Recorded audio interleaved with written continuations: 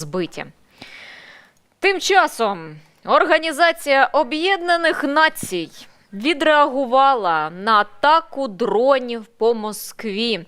Москва-Сіті. Пам'ятаєте, там вже 2 випадки були, коли башта почала в Москва-Сіті там трошечки хитатися. Так от вони кажуть, що вони хочуть в ООН, аби дронові атаки по Москві припинилися. Процитую заступника речника ООН Фархана Хака.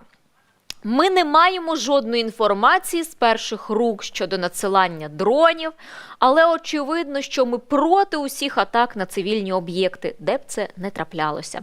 Якщо це були, приміром, цивільні об'єкти у Москві, то ми проти цього і хочемо, аби це припинилося. Ось так вони вважають. Вони водночас там засудили атаку на лікарню в Херсоні, яка була напередодні. Похер. І там, це до речі, само собою. Да, і там, до речі, якщо просто... вони хочуть, щоб це все припинилося, я, Настя, перепрошую, хочу відрефлексувати, вони хочуть, щоб це все припинилося, так? Але це що, від нас залежить чи що? Це залежить від Росії, від рашистів, від того вкорінілого рашистського режиму, який там встановився і закріпився.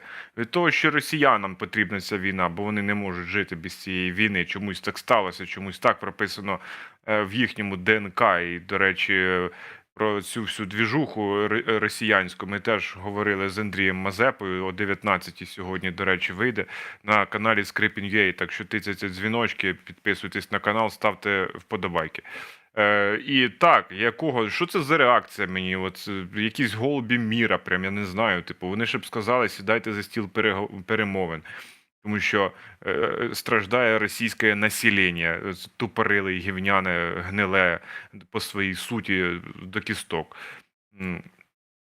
От, це така, знаєш, якась слівацька заява. Артем Кудиненко, наш глядач в чаті, пише: «Пусть ООН іде у сраку». Я вважаю, що це абсолютно влучним коментарем і правильно воно робить. Бо ООН зараз абсолютно просірає, вибачте, я сьогодні... Просирає.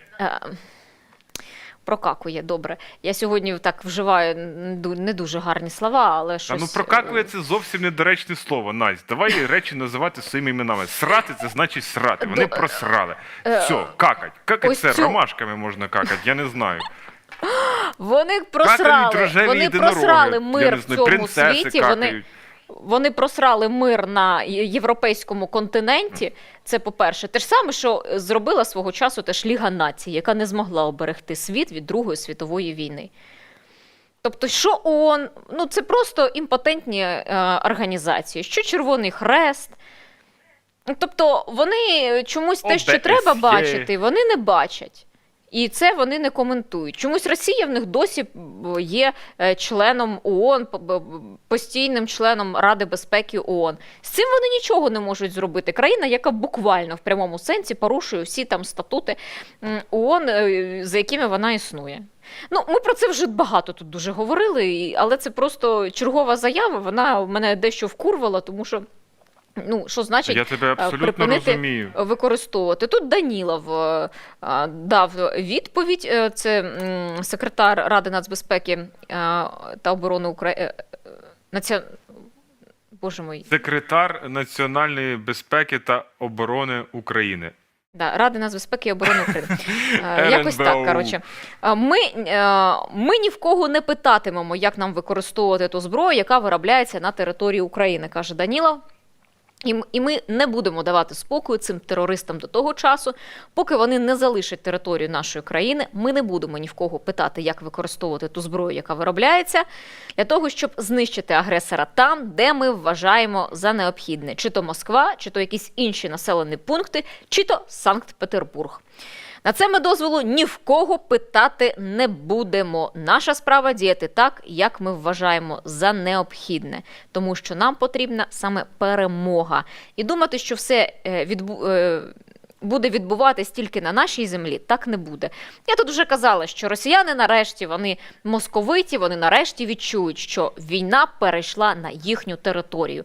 Вони почали цю війну.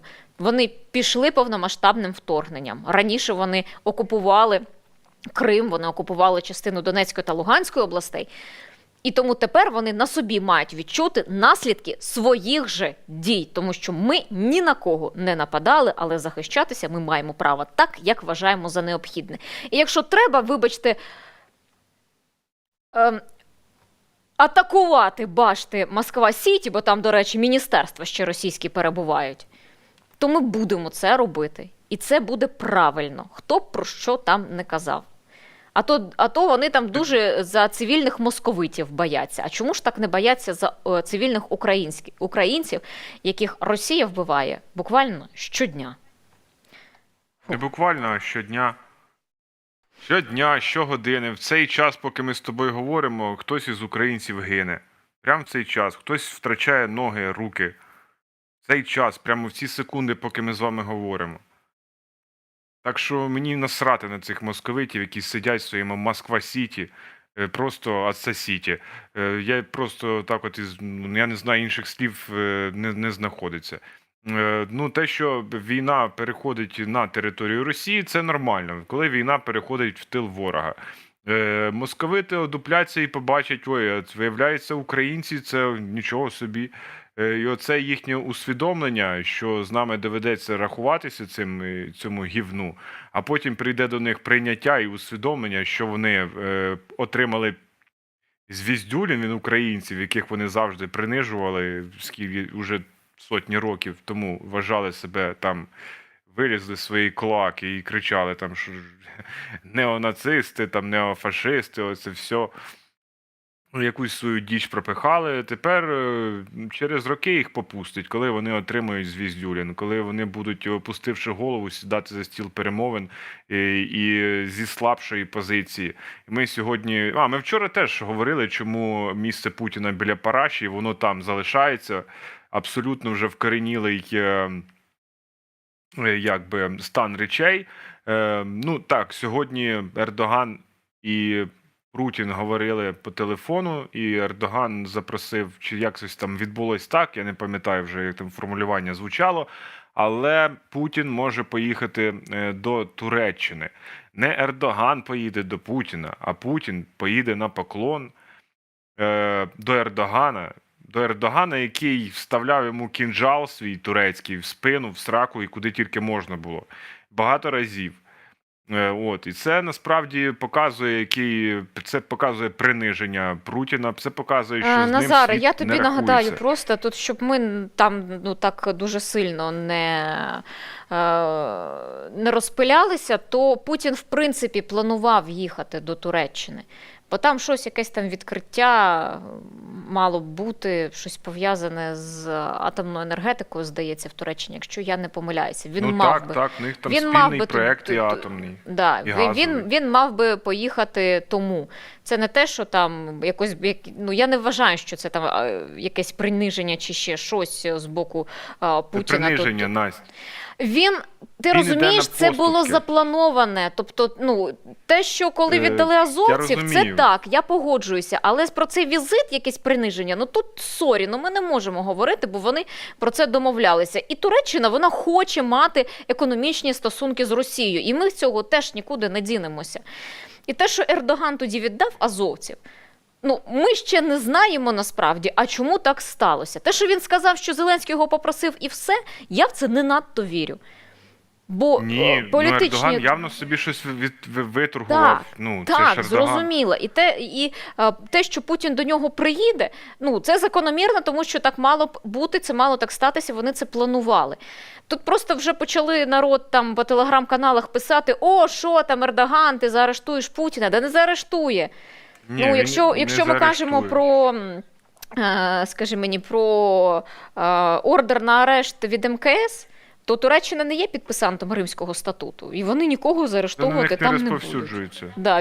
Він, відповідно, його дія не розповсюджується на Туреччину, тому що вона не підписала його і не легітимізувала на території своєї країни. Тому їм все одно Путін може їздити. Це в пар він не може поїхати на саміт БРІКС, а в Туреччину він може кататися стільки, скільки йому захочеться.